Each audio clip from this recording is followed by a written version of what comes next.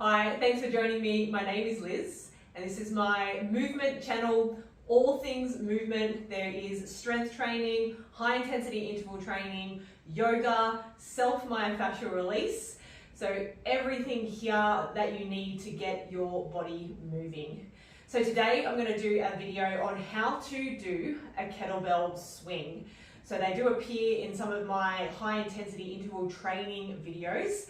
And it's really important that you know how to execute the move correctly. Firstly, so you can get the most out of the movement, and then secondly, so you don't cause any injuries in your body. So one common thing that I do see people doing wrong when they are doing a kettlebell swing is that they squat into the movement instead of pressing the hips back, instead of hinging into the movement. So it is a hip hinge movement, so the hips are coming into flexion. The knees will gently soften as you press the hips back, but the difference is with a squat is we lead with the knees and we sit the hips back and down. When we're hinging from the hip, we lead with the hips, and this is the focus of the kettlebell swing.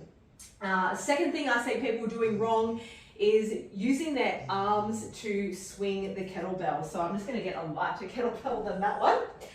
So if I was to be using my arms to swing, you would see here, you can see I'm actively using my arms.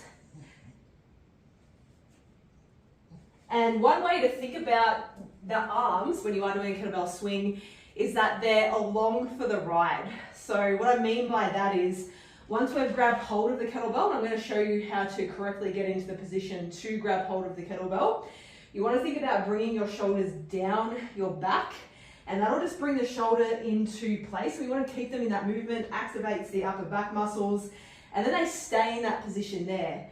The whole movement comes from that hinging movement here, pressing the hips back and then driving your hips through. So really great movement to get strong, to get power through the back side of the body. So think glutes, think hamstrings, think the muscles along the spine and the upper back muscles as well. So to get into the movement correctly, this is the way that I've been taught, and this is the way that I find is safest, especially once you start using heavier kettlebells, just to be safe for the lower back. So you stand over the kettlebell, step back from the kettlebell like that, just take a natural step back, and that puts you in a really good position to then hinge from the hip. Bring the hands out to grab the kettlebell, and then just going to gently roll the kettlebell back, and my shoulders are then going to come down. So they're going down my back. So the shoulders are in place.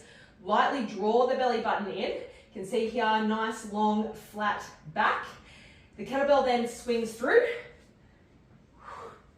And then we have that hinging movement of driving the hips back, and then driving through the feet, squeezing through the glutes as the hips come through.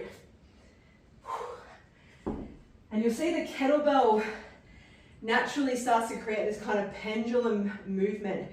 So the arms aren't actively swinging the kettlebell. They're not really doing any work but holding the shoulders down in place and holding onto the kettlebell. It all comes from that hip drive movement.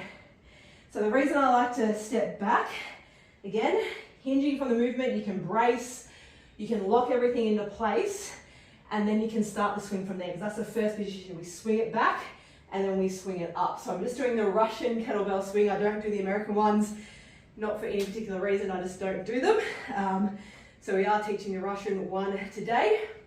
So again, I'll just show you that movement, standing over the kettlebell, stepping back, hinging from the hip. So remember, it's the hips go first, the knees just naturally soften as you tip. Reach the arms out, roll the kettlebell onto its, I think I say its edge, but it's a sphere. Let the shoulders come back into place, and then we'll swing the kettlebell through, driving down through the feet. And you'll see here my spine stays long, so I'm not curving through the spine. And I'm not actively using my arms to lift the bell. And you'll see the bell, or the kettlebell, it almost floats here.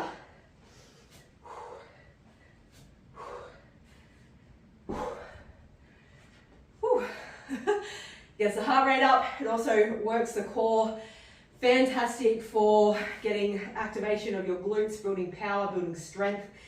If you're a sprinter, great for that kind of movement. When you're finishing your set, don't just kind of abruptly stop. So you basically put the kettlebell back where you picked it up from. So again here, I'll just do 5. So I start here, 1, 2, 3, and then as I lower it down, I just lightly drop it down. So swing it in front and lightly drop it down. So hopefully that helps if you have been struggling with kettlebell swings. If you do have any questions, chuck them in the comments below. Ask. Thank you so much, and I'll see you next time.